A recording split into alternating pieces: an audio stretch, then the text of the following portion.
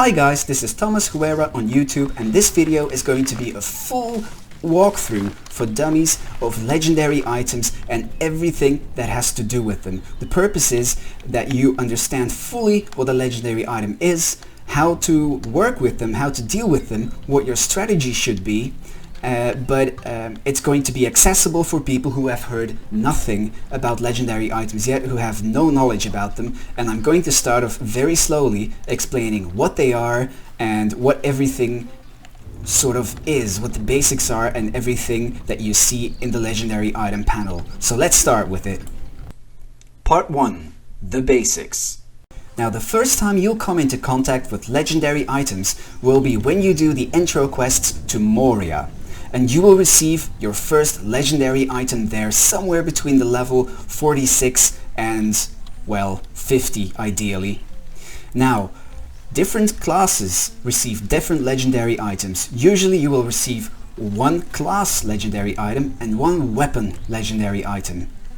Now this is different for hunters and wardens, who receive 2 weapons, maybe even another quest that I can't think of. A hunter will receive a bow and a melee weapon. A warden will receive a javelin and a melee weapon. But other classes will receive usually a weapon and a class item. For instance, for a minstrel, the first item you'll probably be receiving is a songbook. Now this is what it'll look like in your inventory, although this one is level 75. You can see minimum level 75. The first item you'll receive in Moria has no minimum level, so you can start working on it at level 46. Now what do you do with this item? The quest will teach you what to do with it. You will have to take it to a Forge Master to identify it. Now if you've played LotRO for a little while, which you probably have by this level, you will have seen that several places in Middle-earth have a Forge Master and a Relic Master. Now the Relic Master, for now, forget about it. We'll come back to that later. All you need to know is the Forge Master.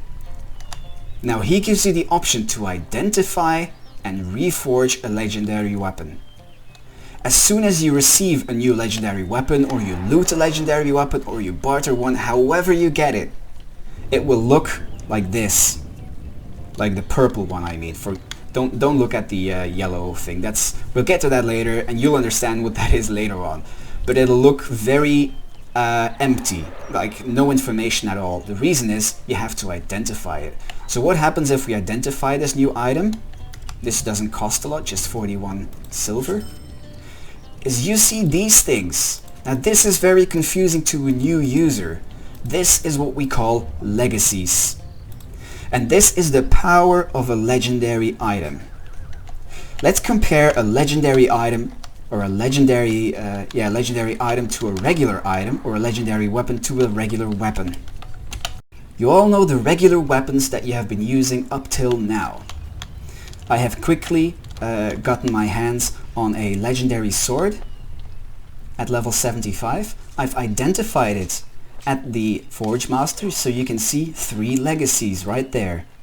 The target resist rating reduction, the piercing cry damage, and the triumphant spirit cooldown. So you see those are the legacies as it was identified by the Forge Master. If we compare it to a similar level regular weapon, you see, hey, hang on, this one does more damage than this minstrel sword. This one has all these statistics. You see extra agility, extra fate, critical rating, and physical mastery rating. So what's the advantage of a legendary weapon? Well, the thing is, legendary weapons, they grow. You get more points in these legacies. These legacies become stronger, and I will show you how that works in a second. What we will do now, as soon as we have identified this legendary weapon, we will open the legendary panel.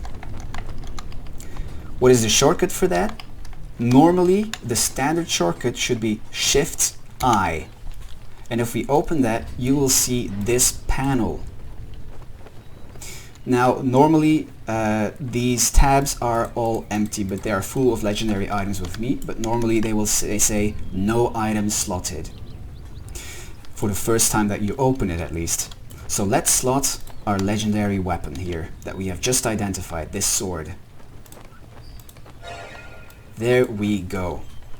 So what do we see now? There is a lot going on in this screen. But what we see is tactical damage rating. It's in the legacy list. You see tactical damage rating. You see piercing cry damage. You see -1110 target resist rating for call to war skills. And you see -5 triumphant spirit cooldown. Now these look a lot like traits, don't they? That is because they have a very, very similar function. That is what this weapon gives me. This weapon gives me more piercing cry damage. This weapon reduces the resist rating of my target when I use a call to war skill, and it reduces the cooldown of triumphant spirits. But these things grow actually. You see this 1 out of 60? That is the level of your legendary item. And as you quest, as you do instances, you will not only receive regular experience to level up, you will also receive item experience. And that item experience will make your item level up 1, 2, 3, 4, 5. And as that happens, you receive points. And those points, every one level you receive 10 points, right? And those points can be spent. So let's see how that works. Let's try and attack these archers, and as we attack them we should receive experience, but that's not going to be the case for me, but that doesn't matter. You know, if you attack an enemy you get XP, but you also get item XP. So let us attack these two enemies.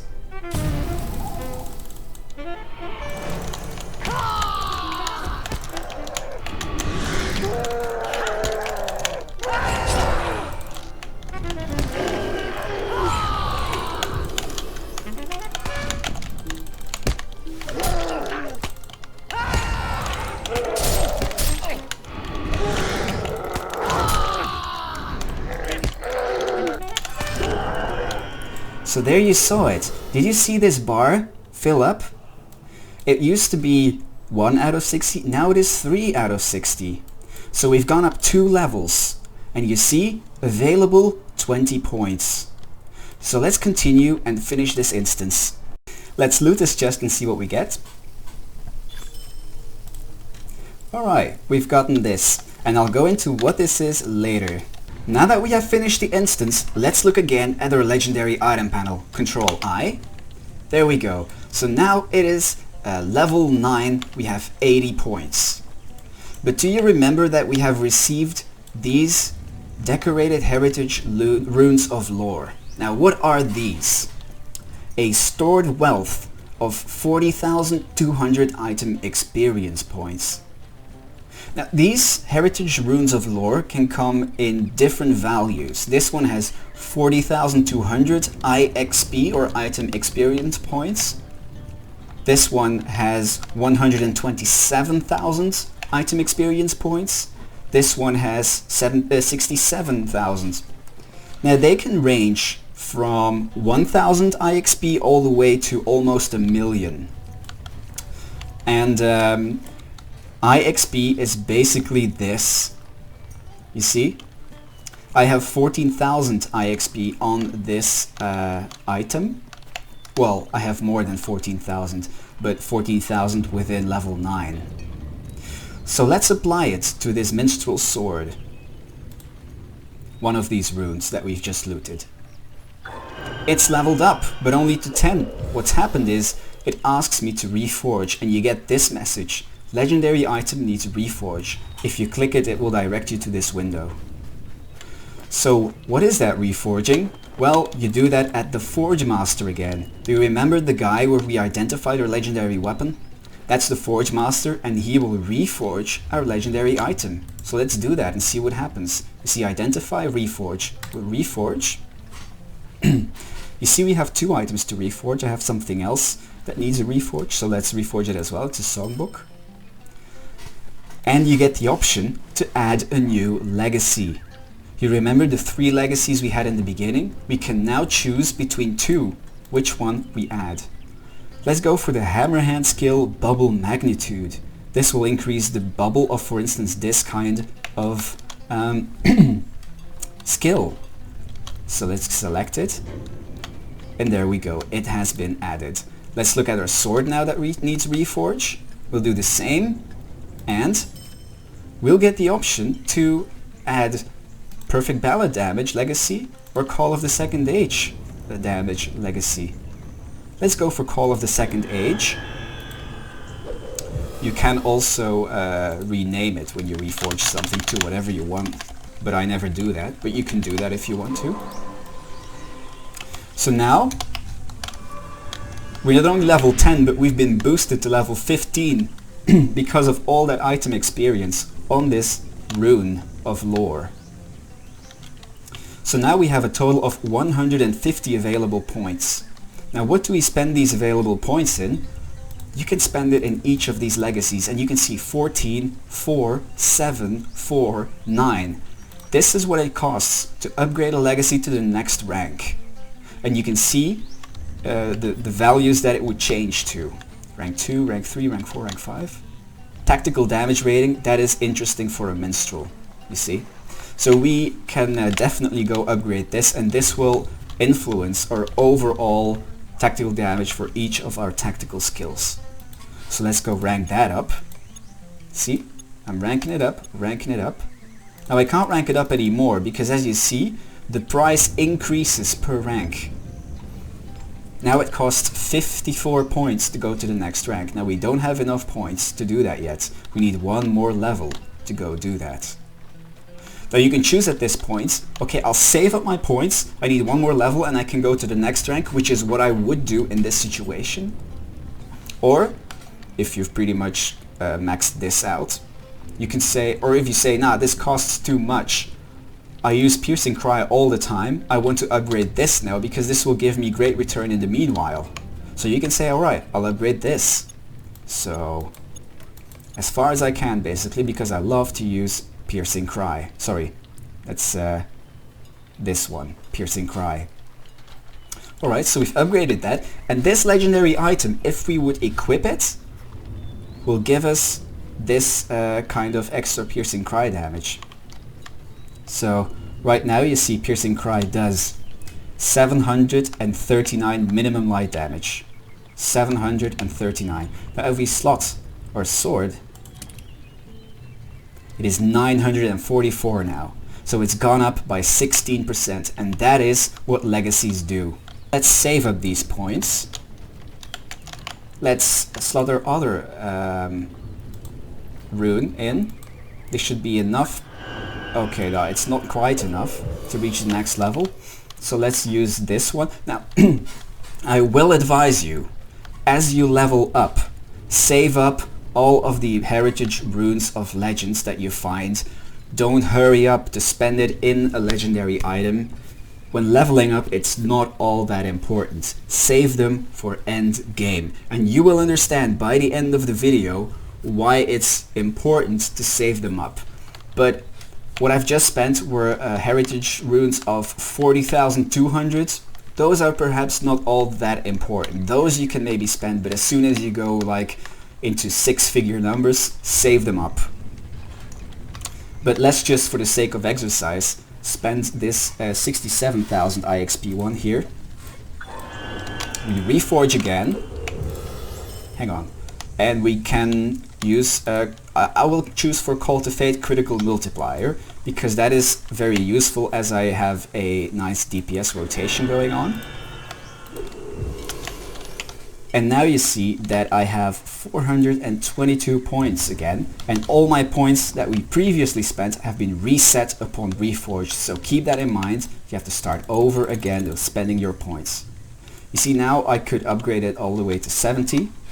I will now choose to save up these points so I can max this out before spending more points into the rest. But that is a choice you make. Now, so much for reforging and spending points in your legacies. Now, before we move on to the next bit, I just wanted to tell you something about this reforging. you will have to reforge every 10 levels, as you saw. So you reforge at level 10, you get a new legacy. You reforge at level 20, you get a new legacy. At level 30, you get a new legacy. But as soon as you reach level 40, you don't get a new legacy anymore, but you have the option to upgrade an existing legacy. What does upgrading a legacy mean? That means that the cost of upgrading a legacy will reduce. For instance, this one costs 7 points to upgrade or to rank up. If I were to upgrade this legacy at either level 40, 50 or 60 of my legendary item, then the cost will reduce to probably 5 for the first rank, and then all the next ranks will reduce as well. And what that has as a result is that as you spend points in it, you're left with more points to spend elsewhere. So make sure to upgrade the points, or upgrade a legacy that you will spend a lot of points in, for instance piercing cry damage. In this case, in my case, that's what I would do. Part 2. Advanced options. The other thing you might have noticed is, what are these things? This whole part of the window that says relics. What are these relics? Well, I will show you first of all where they come from, because you don't have that in your window yet from the beginning. So, every now and then when you run an instance or get a quest reward, you will receive these. So here we are at the Forge and Relic Master. Now I've explained to you everything, pretty much, that the Forge Master does. So let's now talk about the Relic Master. It's quite predictable, since these are called relics, that it would have something to do with the Relic Master. Now the Relic Master offers quite a range of services. But let's start with the first and most important one at this moment, and that is the Deconstruct option. You see Relic Forging, Deconstruct, Melding, Refine. Let's go to Deconstruct. Now mine is put at Show Locked. Mine is set at Show Locked, but it could be that you say, alright, I'll lock this up so that it doesn't get sold when I go to the vendor, that it doesn't show. So make sure it says Show Locked in that case. And then you'll see your Fuse Iron Relics. Let's unlock this, by the way. And if I say Deconstruct, which is what you're supposed to do with this, unless you want to sell them for some reason, this appears. The results of the deconstruction: Bloodstone Gem, a bunch of gems, a bunch of settings, a bunch of runes. It could be that you receive a little chest also at the end that has like very specifically setting of will or gem of this or that. So if you deconstruct that, you only get one thing. So these gems, settings and runes that we have just deconstructed, let me deconstruct the others as well, is what will appear here in all these options. Settings, gems, runes. You see? Tier 3, those are the ones that we have just deconstructed. And every single legendary item has the exact same options. Well, if I scroll up, you'll see it has the exact same options. These are all the settings that you have and that you can spend. And these settings can be slotted inside your legendary items. This is a slot for one setting, one gem, one rune, and one crafted relic. The crafted relics, I'll come back to that later. So let's choose a setting that would be nice for us, but let's choose one of the tier 3s that we've just picked.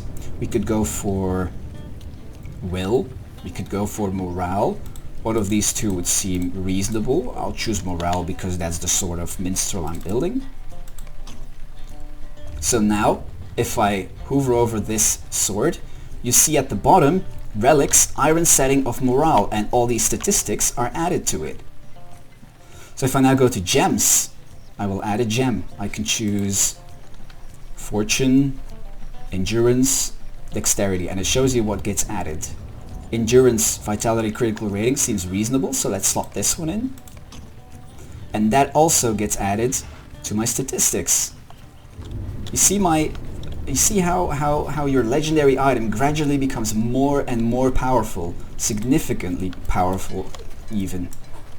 And the last is the rune, generally the least powerful ones of the relics. I could go for incoming healing and block rating because I'm a minstrel, so I assume that if I would now at least slot in my shield, that it will show me that I indeed benefit from block rating.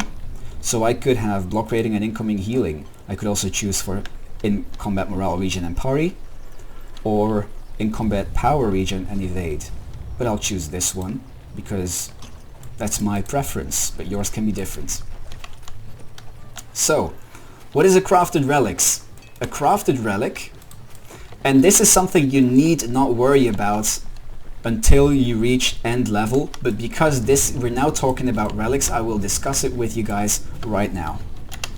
Now, generally speaking, you can buy a crafted relic from the auction hall, but those are not the best. If you want the best relics, you have to craft them yourself, but they are bound to character. So how do you craft these relics? You have to be a gilded player within whatever trade you have, within whatever vocation you have. My little guy here is a jeweler, so I'm at the Jewelers Guild, which is right here.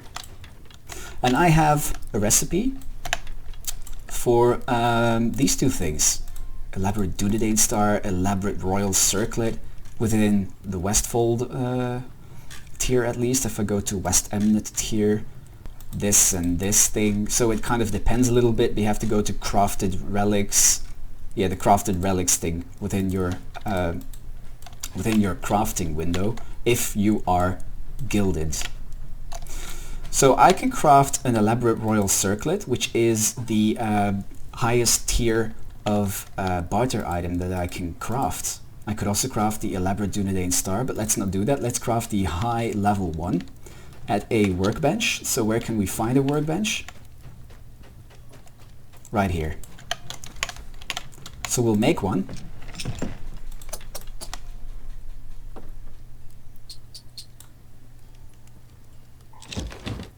And now we have an elaborate Royal Circlet barter item that we can spend at the guild leader. I have not seen your kind before. And here we see the options that we get. We can barter one of these. You see they're gold, so they're quite valuable. We can choose for might, critical rating and physical mastery. Totally not interesting as a minstrel. We could choose for agility, critical rating, physical mastery. Not interesting at all as a minstrel. We can choose for will, critical rating and tactical mastery, and that's exactly what we want. Or we can choose for fate, critical rating, tactical mastery. That's alright, but will is better. So let's go for this one. So now you see this thing. And we're going to deconstruct this just like we did for the other relics. Deconstruct. Here you see it. Sealed Westfold Device of Tactics, which is what we just bartered. Deconstruct, and it's in there. And now we can open the legendary item panel, Control I, go to crafted, and this is the sword that we're upgrading, and we can slot it in. Yes. So now it's slotted in. And if we well, let's now go on to the next bit of my explanation. I will give you some very sound advice here. Even if you use obviously only one legendary item all the time, I mean one legendary weapon and one legendary class item all the time, so you always have two legendary items. Make sure that you always have all of your available slots in your legendary item window filled up with legendary items that you level up, because you will want to farm the legendary items. As you will use, you only have to use the ones that you slot in, and all of the legendary items in your panel will level up alongside. They will all receive the same IXP, and as you level them up, I will explain what you do with them. I will show you what you do when you have upgraded something to the absolute maximum. So imagine that this isn't at 53 but at 60 out of 60, right? Well, if an item is at a full 60, full rank or level 60, you take it to the Relic Master, and once again you go to the Deconstruct tab. Make sure you show everything that's locked, and you see this thing. right? And imagine that this, of course, is indeed level 60. Let's deconstruct it and see what we get when we do that. First of all, we get the option to extract a legacy. This is interesting, but remember that they only go up to a certain level. But you can basically farm more or less for legacies. So let's take, for instance, the legendary item that we have right now. Let's compare the legacies of these two weapons, the one that we use and the one that we're deconstructing. Which one would I like to carry over? Healing skills induction seems nice. Minor ballad damage. Let's take minor ballad damage. So now you see this thing, minor ballad damage, has appeared in my inventory. What else? We get a bunch of these relics again that we can use, which is very interesting. We also get a scroll of renewal. What is a scroll of renewal? That is an opportunity to reset the legendary points on your legendary item. Let's do that, for instance, for our sword that we have with us. See, all of these points are now reset and we have all of our points available, which is a great way if you're not, for instance, reforging, or if you're max level, to still be able to refund your points that you have spent and spend them differently. For instance, well, I'll just spend them the same way again because that's what I think is most reasonable, but you see how it works. You also get legendary fragments. They're just crafting items for another advantage, for instance, when you are in a guild, is that you can craft first age and second age legendary items. It's very difficult to make, very rare.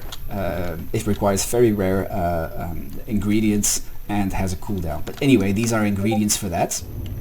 You see it says crafters can use these to reforge new legendary weapons and items. And you also get this thing, another rune of legend full of IXP. And take it from me, you will want to take this thing and put it in your vault until your end level and not a moment sooner. What we'll do now is we'll use this legacy that we've extracted from that legendary item that we have leveled up and farmed and deconstructed, and we'll put it in our current sword. Apply. Which one will we take out? We will take out Triumphant Spirit cooldown because that's a healing skill. I don't want that. I want, well, I don't know if it's a healing skill. Heck, I don't care. Let's take out, yeah, let's take this out, yeah. Because I want that specific legacy. And I only have 3 available points, so it is of no importance. But now you see hopefully what the use is of keeping this always at a full maximum. I'll now replace the one that we've deconstructed with a new legendary item to farm. One that we have, of course, identified at the Forge Master. Don't forget about that. Now that we've worked on our legendary item that we have right here, and we're keeping these different other items slotted in for farming purposes, there's some more stuff you can do with your legendary item. And one is, every now and then you can you have the opportunity to barter a title. Now, what is a title? Some titles are just much better than other titles. Well, this is an example that I took from a skirmish camp. There is a legendary item vendor at a skirmish camp that will provide you with several useful things for your legendary item.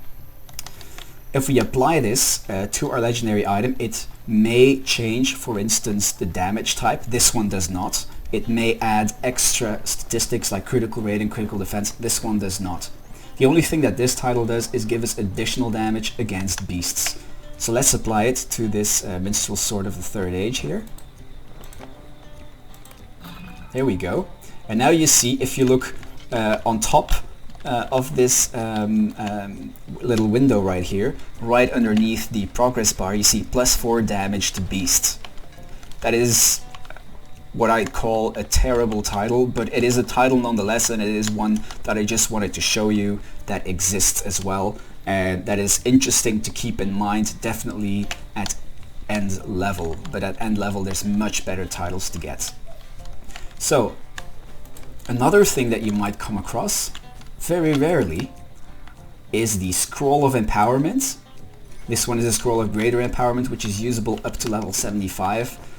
You might get a regular Scroll of Empowerment when you're questing in Moria, or a regular Scroll of Delving. Scroll of Empowerment, Scroll of Delving. These are two things that typically have to do with legendary items, and people love these things. They absolutely want them. So what do they do? Well, a Scroll of Empowerment will upgrade a legacy, which means that it will reduce the cost of upgrading, of spending points in a legacy. So let's apply that to our sword again. If we apply it to something that you spend a lot of points in, for instance, rank 9 piercing cry damage, so I spend a lot of points in piercing cry, which means if I upgrade that legacy, I will be able to save a lot of points on future upgrades. So it now has reset the points that I have spent in piercing cry in particular, so you see it's back to rank 1. I will rank it up all the way to rank 9. Suddenly I have 22 points available, which is enough to do something extra. For instance, I could say I want to upgrade Call of the Second Age damage and minor damage. You see, I have now had the opportunity to upgrade 2 other legacies because I've applied that Scroll of Empowerment, and that's its great virtue. Now, what is the Scroll of Delving then? The Scroll of Delving is even more rare than a Scroll of Empowerment, and it has an even greater impact. The Scroll of Delving will unlock 10 additional levels. Now look what this does. If I open it, it is no longer 49 out of 60, but 49 out of 70. So I can basically reforge my item again, which means I can upgrade another legacy, and I can have more points to spend, about 100 more points to spend, because I have added 10 new levels. So that is what the scrolls are. Now there are 2 more things that you can find. A Starlit Crystal, a Crystal of Remembrance. 2 extremely rare items, especially Crystal of Remembrance is really extremely rare. What is a Starlit Crystal? Well, I will show you what a Starlit Crystal is. Do you see these 3 empty stars right here? Upgrades, 3 little stars. That means we can add 3 Starlit Crystals to it. Now look at these stats right here. Take a good look at these statistics, especially 134 common damage minimum. If I add this crystal to this sword now, it's unlocking the power of Starlight. Now you see the minimum common damage has gone up to 144. Now that's really, really cool. You can actually upgrade the power of your legendary item. Now, the second crystal is the Crystal of Remembrance. Now, what is the Crystal of Remembrance? There is a very good reason why this is super rare. By the way, you can only add 3 crystals if there's 3 stars to a legendary item. Let's just put it that way. What is a Crystal of Remembrance? Well, a Crystal of Remembrance will unlock an extra legacy slot. So let's do that. Let's apply a Crystal of Remembrance to this legendary item. Usually people will only be spending this type of crystals on first age legendary items because they're just so rare, so wanted, so expensive, and so good. But let's do it just for the sake of showing you guys. There we go. So now I have 1 new legacy slot, and do you remember when we have deconstructed a legendary item that we received a legacy in our inventory? We could now apply that to a new legacy slot. But let me take you somewhere else. So it may be that every now and then you run into a barter exchange vendor that would sell you legacies. Legacy of Agility, Fate, Might, Vitality, Will, and Scrolls of Empowerment and Delving, but we've gone through what that is. Now these legacies function just the same as the legacies that you can extract from legendary items that you deconstructed. Keep in mind, you can only extract a legacy from a legendary item that you deconstruct that is at least item level 30. Below that, you don't get any legacies out of it. But if I were you, upgrade them all the way to level 60 so that you get the highest possible IXP rune out of it. Now, let's take a Legacy of Will, for instance, because I am a Minstrel. And I have a Legacy slot available because of that because of that Crystal of Remembrance that I have applied to my legendary item. So this Legacy of Will can now be applied to it. It's this one. New Legacy slot, you see, and replace it. So there we go. Let's look at the Relic Master once more, because I don't think I've explained everything that the Relic Master does. There's a few interesting things there. So let's open Relic Combination. Melon. Now you see this Relic Forging. What is this Relic Forging? Well, you know, all of these relics come in different tiers. Tier 1, I don't happen to have tier 1s on me, but I have tier 3. I can combine 3 of the, or 4 in this case, tier 3 legacies to make 2 tier 4s in this case, but it's random. You can receive 1, 2 or 3 basically out of it. Or you can just say, you know what, I don't want to bother with tier 3, I just auto combine everything and it goes faster. See, sometimes you get shards out of it. We'll go back into what these shards are. And now I have all of these tier 4 legacies. You know what, let's get them all to tier 5 now. But keep in mind that as you go to higher tiers, the cost will raise a lot. So if you go to tier 9, you will even spend almost 1 gold to upgrade all of your relics to tier 10.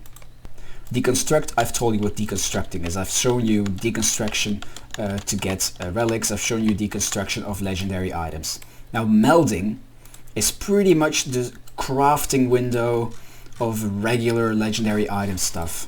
You can see all the settings. You can make a very specific one. If you say, well, you know, I have a setting of might within tier 5, but I kind of want a setting of will, then you can take the setting, you can make a setting of will by taking the setting of might as your 1 tier 5 relic, plus you invest 32 shards, and then you can make a setting of will. But there's more. There are very special relics that you can make, and this is where it gets complicated, where it gets interesting basically. See, unique, singular, extraordinary, Westfold, Great River, and then, well, it goes further than that, but I'm only level 75, so it goes up to that. These are different tiers basically of special relics. Now if I open this, for instance, I can make a Great River setting of endings. Now you know what the settings are. Those are these, for instance. Trade-off would be, for instance, Calenard setting, that's tier 8. But let's compare it to tier 9. For instance, a tier 9 setting of will would give me this kind of statistics. It's not that much better than a tier 8, a little bit better. And this is what I could choose instead. Plus 7.5 devastate magnitude, bags of critical rating, and some in-combat morale regen. Most people will choose, definitely at endgame, to make these settings because they benefit more from it in terms of DPS. So yeah, you can make a special setting, you can make a special gem, you can also make a special rune. Keep in mind, it takes a lot of shards to make those. So yeah, you can also actually make a new legendary item under unidentified items. So that's melding. Now another thing you can do at the Relic Master is refining. And refining is a way to directly earn shards out of anything that you basically sacrifice. So if you need more shards, you can choose to refine different relics, preferably some that you don't need. For instance, in my case, I don't really care about this one, so I'll refine it and I get 79 shards out of it. And every now and then you can get a Rune of Knowledge. It's a very small rune, and I can spend it in my legendary item. But keep in mind, the higher you go in tier, the more shards you earn. So you see, tier 5 gives me 79 shards. That's already considerably more than tier 1, which only gives, I think, 1 or 3 shards, I'm not sure. And if I go to tier 9, you'll see a vast difference. 1,539. That shows how valuable these tier 9 settings are. Anyway, that is what you can do, but keep in mind, these tier 9 settings are super useful because definitely towards end game. Now I am too low level to use these tier 9 settings, but as you meld these special settings, for instance the setting of ending, you will need a power, a might, a morale available to even be able to craft it. So don't just blindly sacrifice these different relics, because you need to have a little bit of a strategy and a planning when it comes to your relics. So usually somewhere between level 71 and 75 you will receive your first War Steed, and you'll notice that that too is a legendary item. So it will be sort of your third legendary item. Besides the two that you always have, you will also have a War Steed in your legendary item panel. And they will also work exactly the same way as other legendary items. They have legacies, they can be upgraded with the scrolls, with the crystals and everything. They come in third, first and second age items, with some advantages obviously to second and especially first age. The one difference is they come with different settings, gems and runes and crafted relics. So yeah, keep in mind that these are different, but you know, most people don't really spend that much effort in upgrading a War Steed because they are not important beyond regular questing in the landscape. Part 3. Imbuement. So now I'm on a level 105 character, and that's no coincidence because the next thing I want to talk about is legendary item Imbuement. Now towards end level regions you will more often see that Forge and Relic Masters are one and the same guy. They just give different options. You see here the legendary item forge, where you can just identify and reforge. You also see the relic combination, which is the window that the Relic Master gives you. But you also see a third window, and that is to imbue a legendary item. Now what is legendary item imbuement?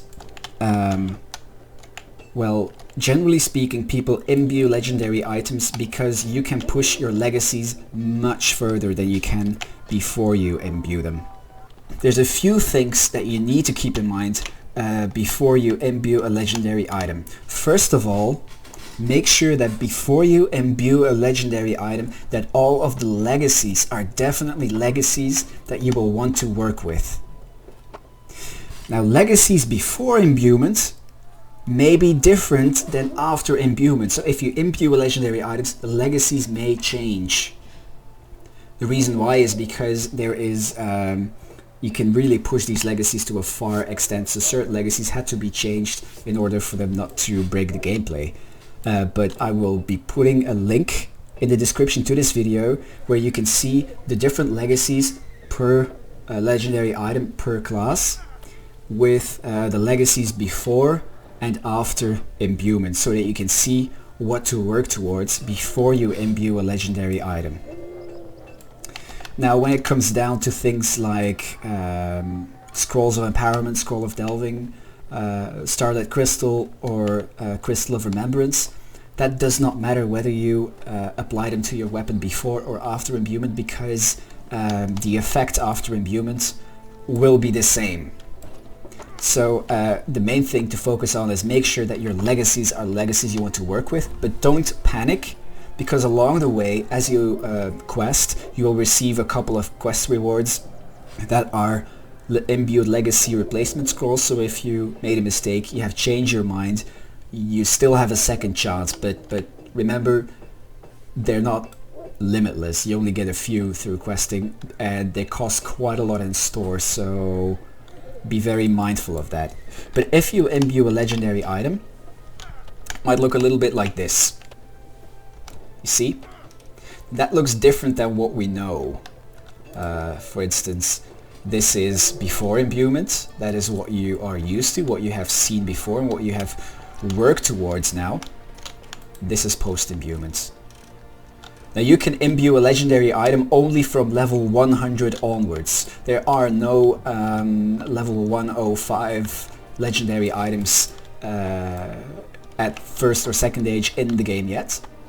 So level 100 items is usually what everyone uses, and or basically what everyone uses are these level 100 legendary items. But this is post-imbuement, so certain legacies have changed. Barrage damage was a completely different one before, but I kept it in mind, and I made sure that the legacy that I had was the one that was going to change to barrage damage after imbuements. Now you see, these go all up to a certain level. Now you spent scrolls of empowerment differently after imbuement than before, but it's not that different. You use scrolls of empowerment to up the maximum points. You can also use mithril coins, but we don't want to do that because that costs so much. You just want to grind for your scrolls of empowerment.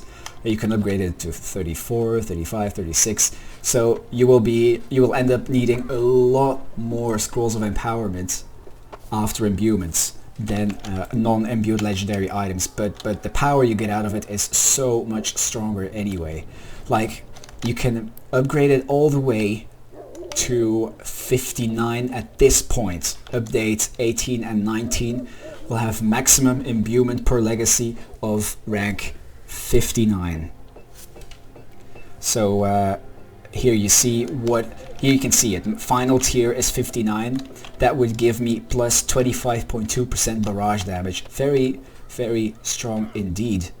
But there's certain ones that are absolutely much stronger. For instance, my bow right now, which is this one, has, okay, see, this thing, if I go to 100 damage overtime, the final tier would give me plus 126 100 damage overtime, which makes it an absolutely super interesting legacy for DPS if you always use, as a hunter for instance, barbed arrow in your rotations. Definitely after update 19 the damage overtime has been buffed massively, and if you add extra trait points towards damage overtime and everything, barbed arrow would become, thanks to this imbued legacy, very, very powerful indeed. But here you see that, for instance, this legacy, I have upgraded it to 59 all the way. There is no reforging anymore when you imbue a legendary item. There is nothing, none of the kind, no spending points anywhere.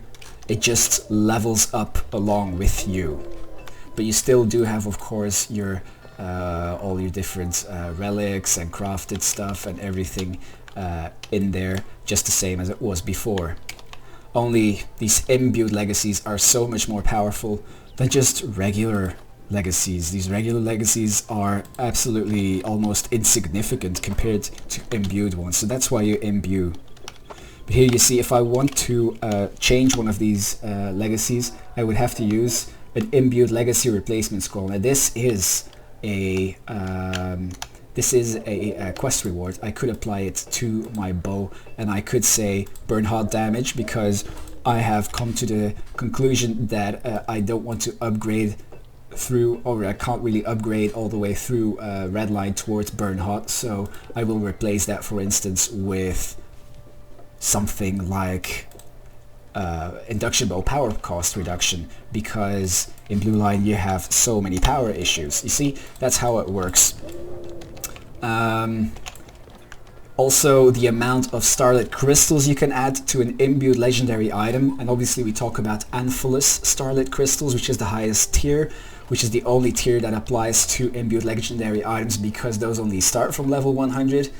The amount is much higher. I don't know at this point how many starlit crystals it is you can add to a legendary item, but I think it's about a dozen crystals you can add per legendary item. So you understand, if you upgrade these legacies, for instance, I think it starts at 33. It starts at 33 for non-upgraded. See, the reason why I haven't spent a single scroll of empowerment after imbuement on this item yet, the reason why some have a higher maximum right now than others, is because before imbuement I have applied a number of scrolls of empowerment on several of these legacies. But this one I haven't. I think 33 is what you get standard before you apply any sort of scroll of empowerment. But from 33 to 59 you need How much is that? 26 scrolls of empowerment for a single legacy.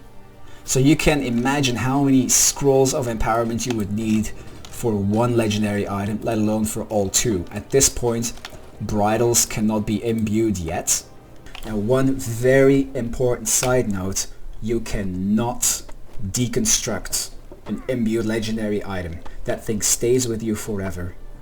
So don't just stupidly imbue a regular legendary item that you have slotted in for farming purposes, farming IXP purposes mainly then, or legacies if you want that, because you cannot deconstruct it and you will never get your all of that item XP. A max level one would, see, if I were to deconstruct this bridle, this would give me a 938,000 IXP. If I were to, you can't imbue a bridle, that's a very bad example. If I were to imbue this one, this Hunter's Dagger here, it's right below level 60, I would miss out on all that IXP that I could spend in an imbued legendary item. So that was a very bad idea. And I also need to warn you that you need a lot of IXP to upgrade these different... yeah, I don't have an IXP rune because I spent them all. To upgrade these different legacies. If I were to spend one rune of 938,000 IXP, which is what you get from deconstructing a maximum level legendary item, then maybe the level would go up by 4 or 5 or something like that. Maybe or 4 or 5 or 6, something like that. So you need so much IXP, and that is why I give you the advice to, from very early on, save all of those heritage runes of knowledge, or whatever they're called, the IXP runes. Save them in your vault, so that at end game you can very quickly upgrade these legacies, so that you can start the end game grind with a head start to your character's overall effectiveness. In my hunter's case, DPS. It is such a massive difference in DPS that all of these legacies are like in the 30s or even 40s or 50s than if they are all just level 1. So you might want to wonder what the deal is with a Crystal of Remembrance then, before it does before imbuement, you know, it adds an extra legacy. Well, after imbuement, if you apply it after your legacy item is imbued, it does exactly the same. It just adds another legacy slot that you can fill up. But what is the deal with Scrolls of Delving then? Now that is something that even many endgame players are not quite sure what it does, and I'll try to explain it as clearly as possible. If you apply a Scroll of Delving before imbuement, you know what it does. It adds an extra 10 levels to your legendary item, so that instead of max level 60, it's max level 70. And it gives you the opportunity to upgrade an extra legacy as well, and you get 100 extra points to spend in your legacies anyway. But that's what it does before imbuement. What it does after imbuement is completely different. So imagine you have applied a Scroll of Delving before imbuement, and then you imbue that legendary item. What happens is you get your regular legendary item that you have just imbued. All of these legacies that are usually maximum level of 33 or 36 or 37, you know, whatever it is, depending on how many scrolls of empowerment that you have spent before as well. Like, that's what makes the difference here. Every single legacy has its maximum level increased by 1. That's what happens. So what happens if you apply a Scroll of Delving after you have imbued a legendary item?